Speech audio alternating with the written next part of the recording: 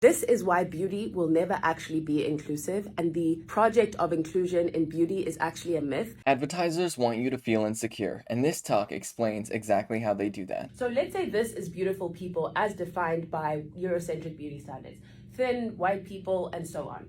What is happening over time is they're expanding this to include more people, right? To include more black people, to include more fat people. But actually, they're doing it in a way that reaffirms the logic of the center. It's like an algorithm of beauty. When they include black people, they're going to mostly include light-skinned and or mixed-race people. When they do include dark-skinned people, they need to be thin, and they definitely need to be able-bodied. And so there's all these if-then, unless-if, blah, blah, blah, blah, blah. Like, if it were inclusive, everyone could be involved in it. But then the construct itself would collapse. Because then, if everyone was beautiful, if it was just like this, why would we even need the concept of beauty? And I don't mean like there is beauty in everyone. Absolutely. I'm not saying that that's not possible. We can see the beauty in everyone. But I'm saying beauty as a construct that is leveraged under capitalism and consumerism to sell us things that we don't need. They can't convince us that we're not enough if everyone sees themselves as enough. Therefore, only these people get to see themselves as enough. And the gag is they don't even, I'm not blaming them. It's because of the way that the logic has been constructed. But anyway, all I'm saying is they cannot afford for everyone to see themselves as beautiful, which is why if you go to my other video, we need to break down the logic of beauty and stop equating beauty and worth and instead equate worth to humanity, because humanity is precious in and of itself. So this TikTok by Ayanda Stood points out how marketers tend to talk about lately how inclusive their new beauty standards are. But when they bring out models that fit these new beauty standards, they really just reveal their existing biases. And they highlight the reality that the whole idea, the concept of beauty as it is pushed by advertisers, is one that is intentionally meant to make people feel insecure about themselves. It is one that actively tries to devalue human existence in order to convert your energy into buying all of their products. Now, to be clear, that's not to say that there's no reason to buy like makeup or anything like that. We all definitely understand how at different times we might want to look a different way just to feel extra confident or whatever.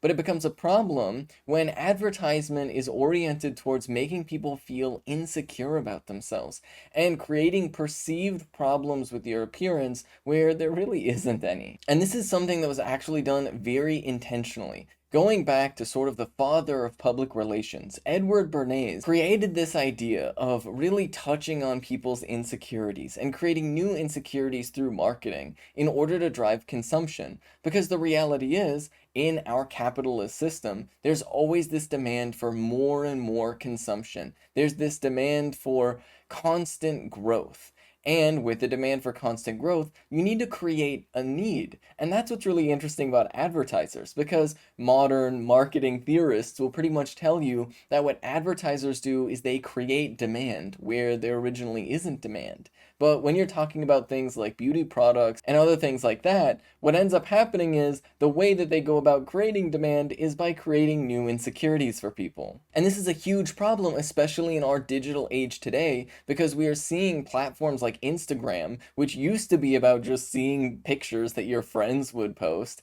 converting themselves into primarily advertising platforms where you'll barely ever see pictures from your friends. Instead, what you'll see is these advertisers and these sponsored posts where individuals will work with advertisers to sort of push these ideas. And basically what ends up happening is there's an increasing layer of masking of what is advertisement. And there's an increasing interweaving of advertising into the regular content we see every day. So it becomes less clear as to what is an ad versus to what is just a genuine post that somebody's making. Layer that on top of the technology that's used, like Instagram filters and Snapchat filters and things like that, and what you end up getting are incredibly rigid beauty standards. Even when they claim to be more accepting, welcoming, and expansive, the whole core concept and idea, the profitability engine, rests in the insecurity about creating a line between who is considered pretty and who is not. And one of the really terrifying aspects of this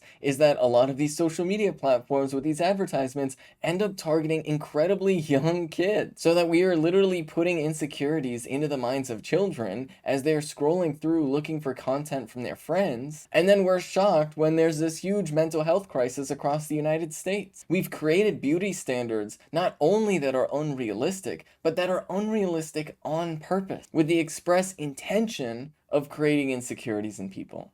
Except for anytime anybody tries to deal with the core problem of this, you end up bumping into all of the free speech warriors that claim that big businesses should be able to advertise however they please, despite the fact that we can very clearly demonstrate the obvious harm that it is doing to young people and really everybody today. Because ultimately, this is one of the main reasons why there are so many countries out there that put in strict regulations as to how you are allowed to market towards children.